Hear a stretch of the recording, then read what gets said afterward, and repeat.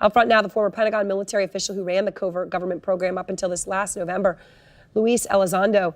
Luis, thank you so much for your time tonight. I mean, first, tell us what the purpose of the program was and why it was so secretive.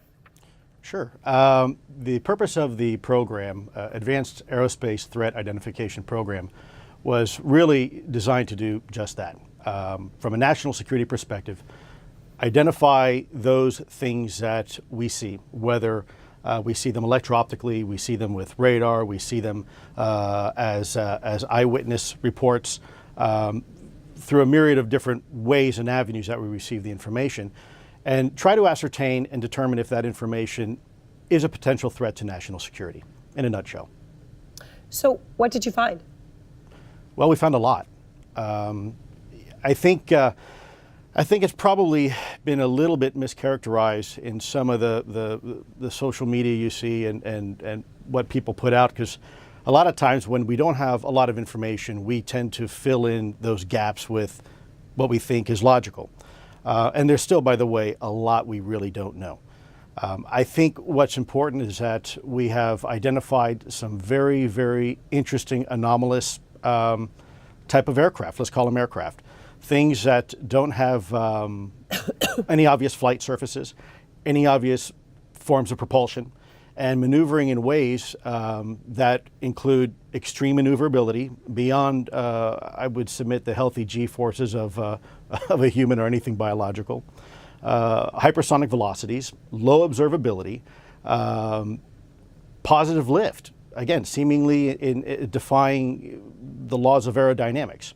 So people are talking. So do you think, I mean, I know, but do you believe, when you get that Navy pilot saying what he said, do you think that was, a UFO, to obviously I don't have any other word to use, or that or something else? Sure, that's a great question. Keeping in mind, it's not just the pilot's testimony on an observation. Sure, when someone comes to you who's in charge of a multi-million-dollar weapon platform, who maintains a top secret security clearance, who is paid and trusted by this country to go fight wars and to fly over cities with live munitions, and by the way, they're trained observers with millions of dollars invested in their training. Yep. I would submit to you it's pretty compelling. But on top of that, it's not just the eyewitness testimony. It is actual electro-optical data and radar returns. It's also people like radar operators and air traffic controllers. So I think the discussion should be maybe a little bit broader than that. I think people are focusing just on 2 videos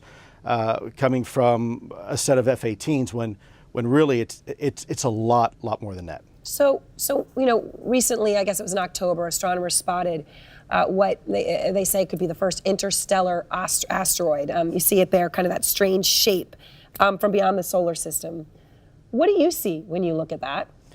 Well, Ms. Burnett, I have to admit to you, when I ran this program, I was fundamentally looking at, my colleagues looking at 2 things. Yeah. What is it and how does it work? We have deliberately stayed away from going down the rabbit hole of who's behind the wheel and what are their intentions. Yeah. Because a lot of people have a lot of feelings towards that and are very emotional about that. And what I wanted to do is to allow the data to speak for itself and then use that data to inform leadership, senior DoD leadership, about the potential threat that these type of technologies pose to national security, especially over any type of controlled airspace that we might have. So I'm not trying to be evasive in any way or vague with your answer, but yeah. Well, I think there's a lot of possibilities. Look, and I know you think it's important. I know you think that the government didn't take the threat seriously enough. So let me just ask you point blank the question. Do you believe that life from somewhere else, while you ran this program, came here, visited, observed?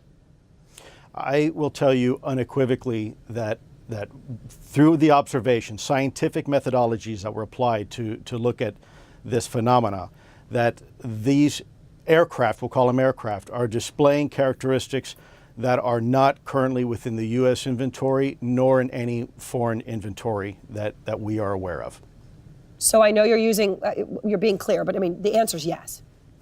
I can't speak on behalf of the government. Obviously, I'm not in the U.S. government anymore. My personal belief is that there is very compelling evidence that we may not be alone, whatever that means.